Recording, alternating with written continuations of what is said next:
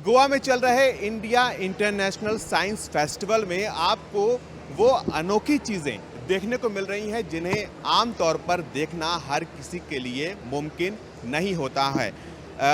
इस वक्त हम लोग आईएसएफ में national centre for sale science के स्टॉल पर हैं और हमारे साथ यहाँ पर भीमा शंकर जी हैं जो कि टेक्निकल ऑफिसर हैं national centre for sale science में। और यहाँ पर आप देख रहे हैं ये कोशिका बहुत ख़ास है।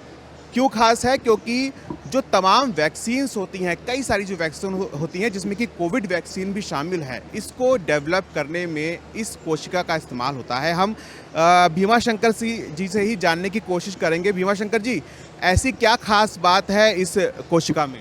इस कोशिका की खास बात यह है कि हम प्रयोगशाला में इसे जितनी बार बढ़ाना चाहे वो बढ़ा सकते हैं और जब चाहे इसकी ग्रोथ कम करना चाहे कम कर सकते हैं और जितना चाहे उतना हम इसको ग्रोथ बढ़ा सकते हैं। इसके और एक खास बात यह है कि दुनिया भर में लगभग 20, 30, 40 साल से ये वैक्सीन प्रोडक्शन के लिए या फार्मास्यूटिकल पर्पज़ के लिए ये कोशिकाएं उपयोग में लाई जाती है, जैसे कि रूबेला है, जैसे कि पोलियो वायरस है, इन सारे और आज जो चल रहा है कोविड, इसके लिए भी जो वैक्सीन बनाने के कार्य के लिए ये कोशिका उपयोग में लाई जाती है। यही है। और इस कोशिका के साथ अन्य कोशिकाएं भी अपने पास है जो दिखाने के लिए, जैसे कि हीला कोशिका है जो कि दुनिया की सबसे पहली कोशिका है जो प्रयोगशाला में बढ़ाई गई। यह आप हमें दिखा सकते हैं वो कोशिका? हाँ, ये कोशिका मैं आपको दिखा सकता हूँ। ये हीला कोशिका है जी। और इस संस्था की आपको एक खास बात ये बताता हूँ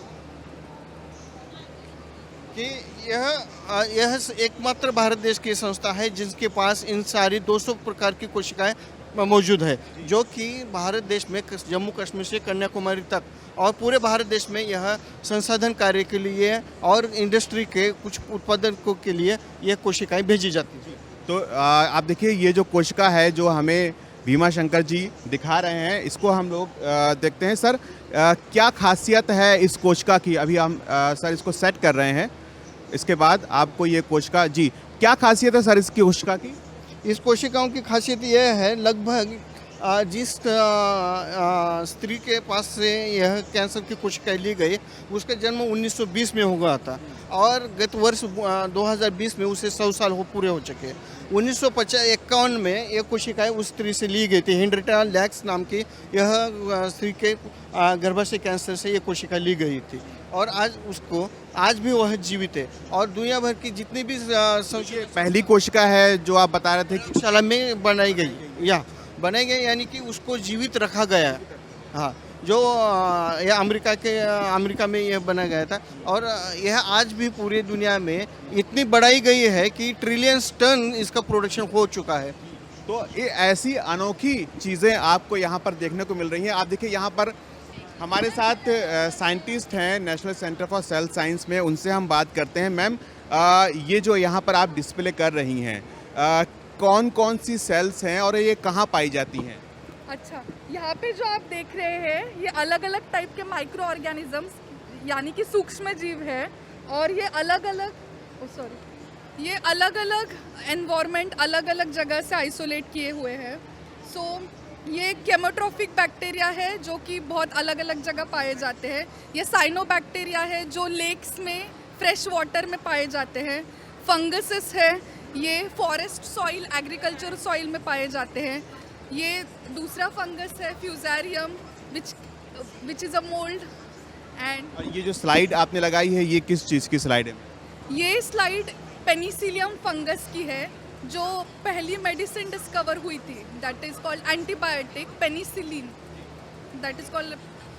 पेनिसिलिन। तो पेनिसिलियम के जीनस में बहुत सारी अलग अलग पेनिसिलियम की स्पीसीज़ है, उनमें से एक स्पीसीज़ से पेनिसिलिन आइसोलेट किया गया था और वो as a antibiotic further use किया गया। सो यहाँ पे जो हम देख रहे हैं तो एक पेनिसिलियम स्पीसीज़ की कोनिडिया दिख रही है। फंगसेस स्पोर्स प्रोड्यूस करते हैं, तो दिस इज़ द ऑर्गन कि जहाँ से ये स्पोर्स प्रोड्यूस होते हैं। तो ऐसी अलग अलग तरह की स्लाइड्स यहाँ पर मौजूद हैं, खासकर जो स्टूडेंट्स हैं और जो साइंस में रुचि रखते हैं उनके लिए ये बहुत ही ज़्यादा उपयोगी साबित हो सकती है। वो तमाम चीज़ें जिन्हें वो शायद किताबों में देखते हो, उन्हें आप वो यहाँ पर डायरेक्टली लाइव देख सकते हैं और साइंस के बारे में अपनी समझ बढ़ा सकते हैं।